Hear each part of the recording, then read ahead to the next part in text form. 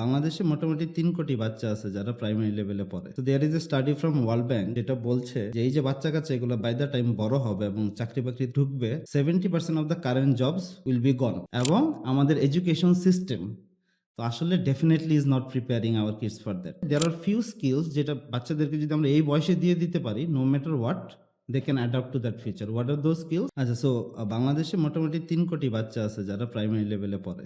সারা পৃথিবীতে আছে ১ বিলিয়ন বাচ্চা ৩ থেকে ১২ বছর বয়সে। তো there is a study from World Bank যেটা বলছে যে এই যে বাচ্চা-কাচ্চা এগুলো বাই দ্য টাইম বড় হবে এবং চাকরি-বাকরি ঢুকবে 70% of the current jobs will be gone এবং completely new kind of job আসবে এবং we have absolutely no idea কি ধরনের জব আসবে। সো তার মানে এখন চিন্তা করো যে একটা বাচ্চা আজকে যে স্কুলিং শুরু করতেছে ও 2040-এ চাকরিতে ঢুকবে, 2080-তে রিটায়ারমেন্টে যাবে। So the uncertainty what's gonna happen in like 30-40 years time, মানে it's a massive uncertainty. Right. Yet we meant to prepare these kids for that kind of future. এবং আমাদের এডুকেশন সিস্টেম তো আসলে definitely is not preparing our kids for that. So যখন আমি এই স্ট্যাটিস্টিক্সটা দেখলাম তখন মনে হলো যে আচ্ছা, যখন আমি দেখছি 2017-এর কথা, বাংলাদেশে তখন 30% গ্র্যাজুয়েট বেকার ঘুরতেছে।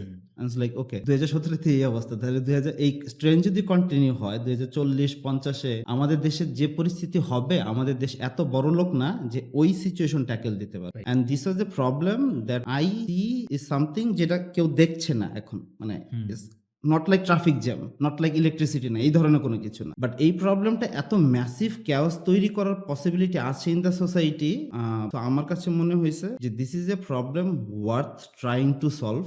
I don't know whether I'll ever be successful, but if I can, that will be a wonderful thing to do. So that's why I left job and started Light of Hope. So with a mission, যে how can I start preparing these kids for the future? এবং আমরা যখন দেখতেছিলাম যে আচ্ছা, জানি না তো কি ধরনের চাকরি বাকরি আসবে বা কাজ আসবে, কি ধরনের স্কিল দরকার হবে সেটা কি জানা যায় কিনা কোনোভাবে। So I started to read and study কি আছে। তখন আমরা দেখলাম যে দেয়ার আর ফিউ স্কিলস যেটা বাচ্চাদেরকে যদি আমরা এই বয়সে দিয়ে দিতে পারি no matter what they can adapt to that future. What are those skill?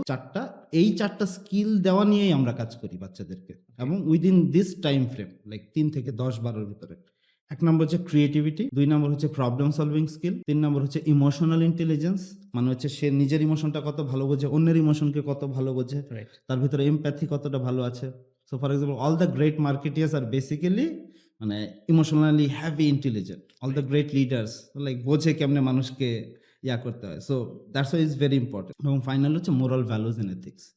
So এই 4টা জিনিস যদি আমরা শিশুদেরকে এই বয়সে দিয়ে দিতে পারি, then we can actually prepare the kids for that kind of future. So that's the mission of light of hope, and that's what we have been working on for last 7-8 years আর কি।